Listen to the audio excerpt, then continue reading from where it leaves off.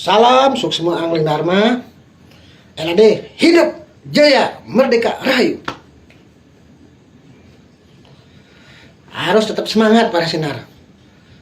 Karena jati diri kita sebagai manusia yang mempunyai suatu kesadaran, keyakinan dan iman bahwa hanya terlahir sebagai manusia lah kita bisa merubah karma. Kenapa begitu? Karena di antara ciptaan Tuhan yang nyata dulu, manusia, tumbuhan, maupun hewan, karena hanya manusia saja mempunyai namanya pikiran. Kita kan punya namanya sabda, bayu, idep. Sabda itu kan suara, bayu, sabda kan suara, bayu, tenaga, idep, pikiran. Kita punya idep ini, pikiran, akal budi. Jadi hanya kita punya akal budi. Kalau binatang kan dia tidak punya akal budi. Kalau tumbuhan kan cuma bayu aja, dia bergerak, tumbuh dia. Kalau dia sampai mempunyai bayu, idep atau sabda, dia bicara, nanti sebenarnya ketakutan. Tiba-tiba tumbuhannya ngomong sama kita, jangan kencing di situ, gitu kan lari kita. Begitu juga binatang, dia hanya mempunyai sabda dan bayu, suara dan tenaga. Kalau caleng kuek gitu kan sampai mbek kan. Kalau binatang sampai punya pikiran seperti kita, dia mungkin tidurnya tidak mau diglogor di kandang, bisa-bisa dia ikut pubuk dia. Aku ikut di kamar tidur mau selimutan, aku tidak mau makan dada, aku mau capcay gitu kan. Berat kita. Karena punya kelebihan itulah kita bersyukur, artinya kita disuruh menjadi pelayan. Melayani ciptaan Tuhan. Justru jangan kita baru jadi makhluk yang tertinggi di antara ciptaan itu, kita punya pikiran, kita semena-mena. Asal kita menyakiti sama ciptaan Tuhan, karena kita manusia, kita seenaknya memperlakukan binatang, ada kuluk ngoyong-ngoyong getok sirahne. Binatang atau tumbuhan kita tidak pernah kita siram misalnya. Itulah dosa terbesar manusia. Kita menyalahgunakan kelebihan yang diberikan Tuhan. Justru kita sebaliknya, segala kelebihan yang diberikan oleh Tuhan itu, di samping kita pasti punya kekurangan, kita pergunakanlah dengan baik agar tentunya dalam hidup ini kita bisa ada namanya perubahan hidup. Bagaimana hidup kita bisa berubah ke depannya kalau kita tidak bisa berubah karma, maksudnya berubah pola pikir atau sikap perilaku yang mungkin selama tidak banyak baik, kita berubah ke hal yang benar dan benar. Caranya bagaimana? Banyaklah mencari ilmu, pengetahuan, tuntunan rohani. Karena dengan banyak kita belajar mencari tuntunan rohani, kita akan banyak mendapatkan tutur-tutur kebenaran dan kebaikan yang membuat kita akan bisa berperilaku lebih baik. Dalam agama Hindu kan ada namanya 3 konsep hidup. Ada namanya kita 3 kerangka dasar. Ada 3 konsep hidup, namanya ada tatwa, ada susila, ada ritual. Yang selama ini kan manusia, terutama di Bali dulu, ya agama Hindu kan kebanyakan konsep yang dilaksanakan kebanyakan kan ritual dan susila saja. Ritual ada upacara-upacara bebantenan, susila adalah etika-etika bagaimana kita mungkin melaksanakan upacara-upacara. Tapi tatwa yang lupa, tatwa ini adalah pengetahuan. Ini adalah rohnya, jiwanya. Kalau roh jiwa kita tidak ada, bagaimana ini kan ibarat fisiknya. Ritual maupun susila ini kan fisiknya, tattoo ini ibadah rohnya. Kalau roh tidak ada, ini nggak bisa. Maksudnya adalah bahwa manusia bisa melaksanakan suatu namanya upacara-upacara apapun yang ada, yanyi-yanyi apapun, termasuk bagaimana etika-etikanya itu, tanpa didasari suatu pengetahuan yang baik dan benar. Kita di situ kadang-kadang kan hasilnya tidak maksimal. Contoh misalnya kita melaksanakan upacara, misalnya fitriatnya, misalnya ngaben tuh kan, kita tahu ngaben itu apa, harus tahu lu tujuan ngaben itu apa, bagaimana doanya. Tujuan ngaben itu kan mensucikan roh-roh yang sudah meninggal agar cepat, artinya lebih cepat menyatu pada Tuhan, bukan artinya mereka dapat surga. Itu kan masalah surga neraka kan sesuai karma. Di situ aja pengetahuan itu kan harus bagus, harus ngerti dulu. Bukan berarti kita ngabenang orang tua, ngabenang leluhur berarti yakin mereka dapat surga, belum tentu. Jadi pengertian kita adalah tujuannya adalah membayar utang karma, agar leluhur itu semoga jalannya lebih cepat, sesuai karmanya lebih cepat menuju beliau, sesuai karmanya. Ibarat leluhur itu yang mungkin banyak dosa, kalau kita banyak mendoakan dengan baik, kan kebosnya jadi kan merasa dingin. karena kita memberikan angin lah, seperti kita di jalan raya kayaknya ke musim pada angin kan lain rasanya walaupun itu panas. Begitu juga kalau kita bisa mendoakan yang baik pada leluhur, jadi meringankanlah bebannya daripada kita justru leluhur agak tunasin idin nya nane nyakitin meme, tolong lihat ke Tuhan, tolong bantu untuk nyakitin si A atau bang petunjuk sing dadi, karena leluhur itu mereka di sana punya pertanggungjawaban. Makanya tahu itu penting, pengetahuan itu penting, karena dengan dasar pengetahuan yang baik dan benar kita akan bisa merasakan ada hal-hal di bawah konsep yang lainnya, seperti bagaimana kita dalam berritual, meyatnya bagaimana doa yang benar, hanya bagaimana kita melaksanakan itu yang paham-paham agama, ajaran agama itu berdasarkan konsep ketuhanan yang benar. Jangan sampai semua tempat kita samakan di dalam berdoa bersembahyang, berkebutuh kalau masih raga nunas kerahayuan. Di pohon yang besar raga nunas itu pang raga selamat, di batu besar raga berdoa di situ ngide raga keselamatan. Nah, itu konsep tatunya itu terbatas.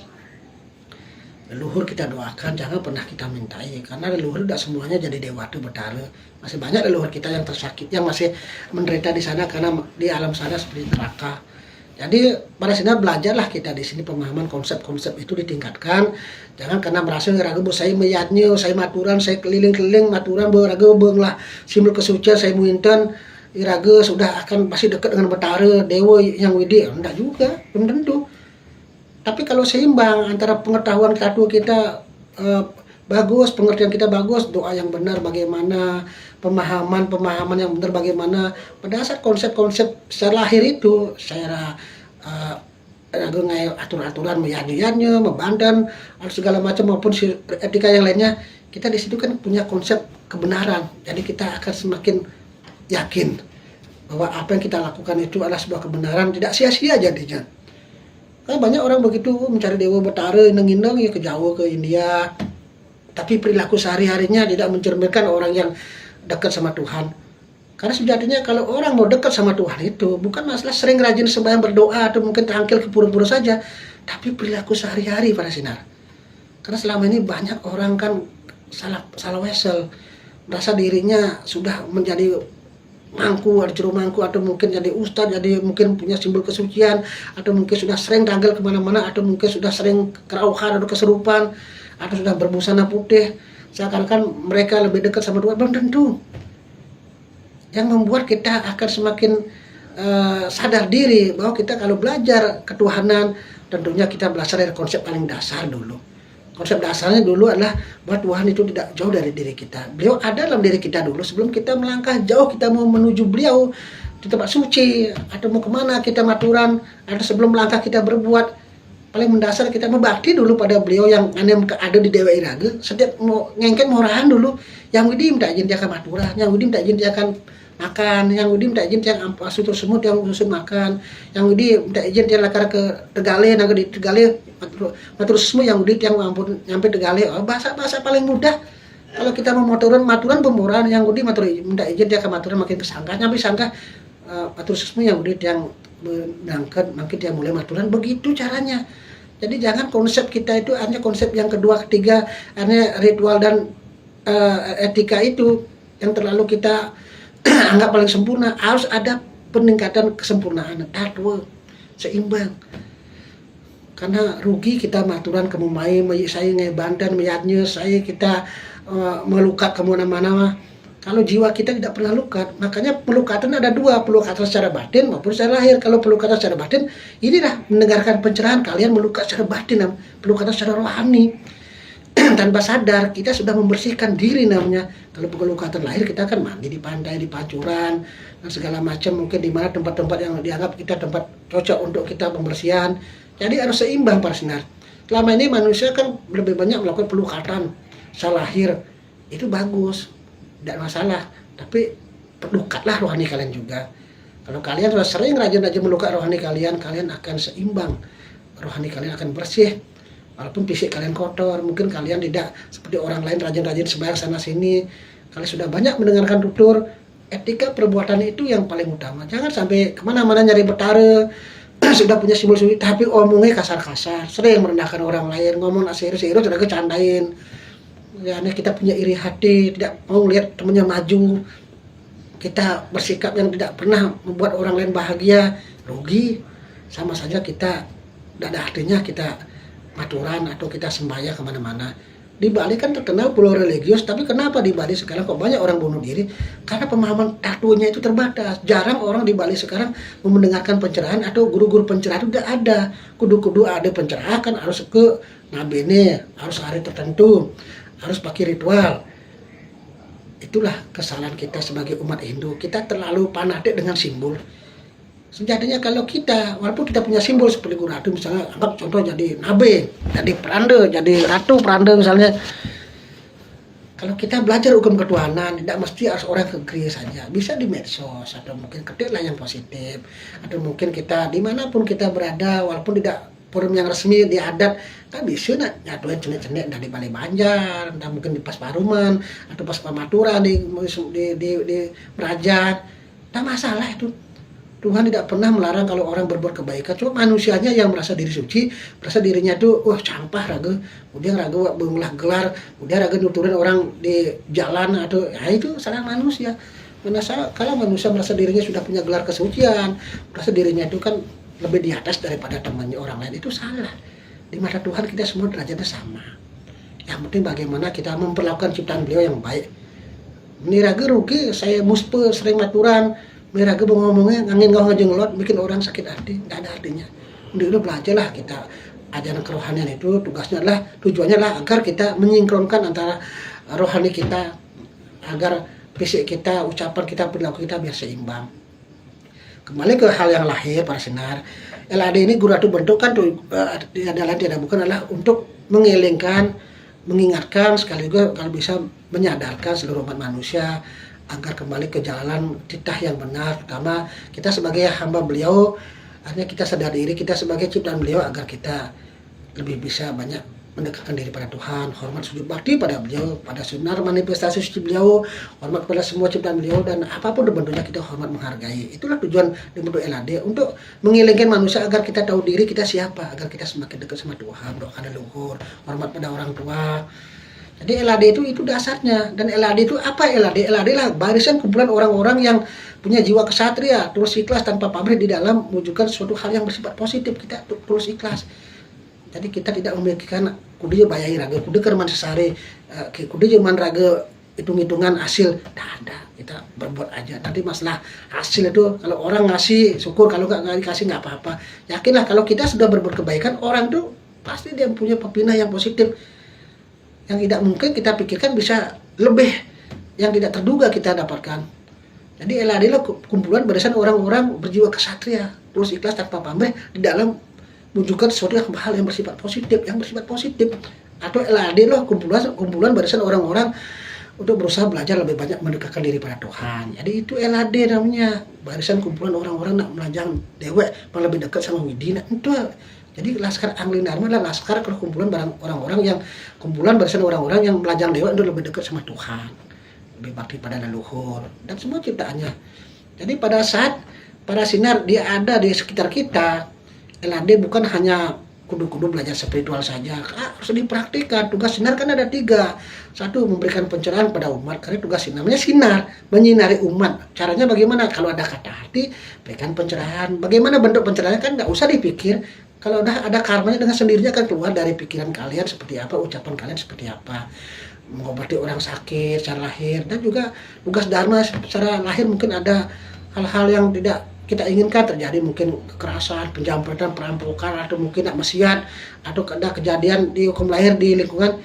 Kalian punya tugas ada 3, pencerahan, berikan bimbingan tuntunan pada umat, pengobatan secara batin lahir, mungkin dia secara niskala, dan juga penyakit fisik, dan juga untuk menolong sesama yang mungkin tertindas. Tugas dharmanya 3. Seperti sekarang kan banyak kejadian di Bali, kita bicara Bali dulu, banyak orang pendatang yang mungkin ke sini niatnya bukan hanya untuk mencari makan, tapi kadang-kadang mereka kan ingin menguasai daerah Bali, dalam artian mereka ingin bikin rusuh, bikin onar, nakut-nakuti orang lokal, atau mungkin tujuan tidak baik.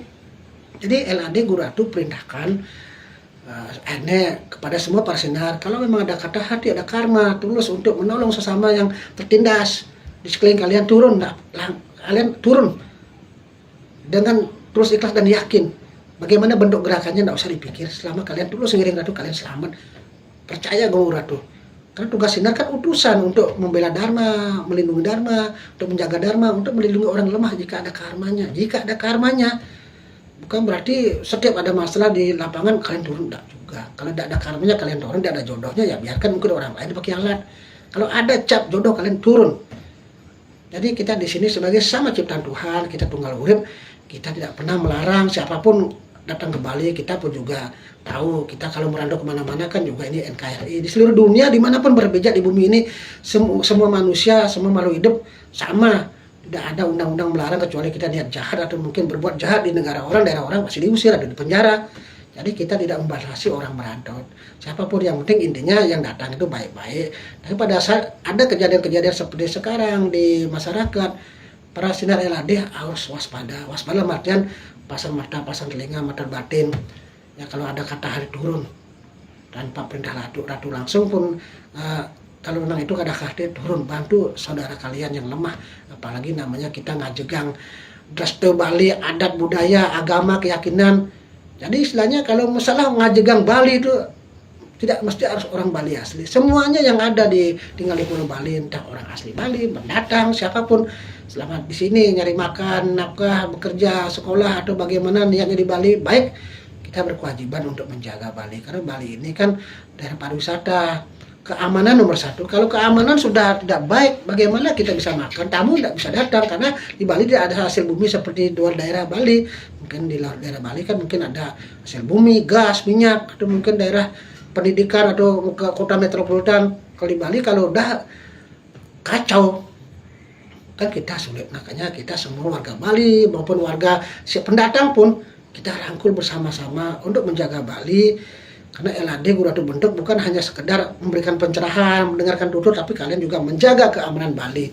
Agar Bali Dwipa kita yang kita cintai, kita sayangi, semua yang ada di Bali, siapapun itu, baik orang asli maupun pendatang, kita jaga agar Bali aman, biar kita bisa cari makan. Jangan datang ke Pulau Bali ingin berkuasa, nakut-nakutin orang Bali misalnya, atau orang Bali nakut-nakutin orang luar, tidak boleh juga. Karena kita bicara hukum ketuhanan, kita semua saudara, tidak ada namanya musuh. Yang musuh itu adalah ego kita atau ego orang lain. Selama yang datang itu mereka baik-baik, kita hormati, kita pasti juga menghormati. Begitu juga kita jadi orang asli, jangan semena-mena pada orang luar. Kita harus menghargai. Kalau orang baik, jangan diperlakukan semena-mena. Kita hormati, hargai. Karena ini tanah Ibu Pertiwi alam akasa, sebenarnya ini ciptaan Tuhan. Beliau punya, bukan kita. Kita hanya dititipin. Kita mati kan tidak hanya bawa karma, tidak bawa bekal lahir, entah itu uang, entah itu tanah, nggak ada. Jadi pesan Guru Ratu untuk para Sinar LAD, kalian jagalah keamanan Bali. Guru Ratu memerintahkan itu. Karena Guru Ratu di medsos sudah sering turun hadir untuk memberikan pencerahan kepada seluruh yang ada di desa, agar marilah kita merangkul bersama-sama untuk menjaga ketertiban keamanan Bali, agar Bali ini rahayu biar santai. Jangan kita berjuang hanya dasar pamrih, karena dibayar, karena kita mendapat imbalan. Kalau LAD tidak boleh begitu. Ada istilah begitu. Kita hadir murni karena memang kata hati, karena memang nurani, bukan karena kita diiming-imingi suatu baru kita maju. Kalau memang itu sebuah hati nurani, maju. Yakinlah Tuhan dan leluhur pasti melindungi kalian. Dan Ratu akan hadir baik secara nyata maupun tidak nyata. Secara nyata, ya secara nyata mungkin berdampingan dengan kalian, secara tidak nyata Ratu ada dalam jiwa kalian. Silahkan buktikan. Kalau kalian tulus benar ngiring Ratu, kalian akan menjadi orang-orang yang bahagia menjadi pilihan Ratu. Amin Dharma. Ya, tetap semangat semua para Sinar. Jaga nama LAD, jaga nama ajaran, jaga nama organisasi, jaga nama Sinar sendiri. Agar kita jadi harum, karena LAD sejatinya sudah harum. Makanya kalau Guru Ratu ngepost apapun di medsos, pasti hanya membawa hal yang positif. Mereka pun ada kebanyakan yang tanda kutip, yang mereka jiwanya baik, mereka akan mengakui bahwa kita, apa yang kita sampaikan membawa hal yang positif. Tetap semangat semua para Sinar. Hidup jaya merdeka rahayu.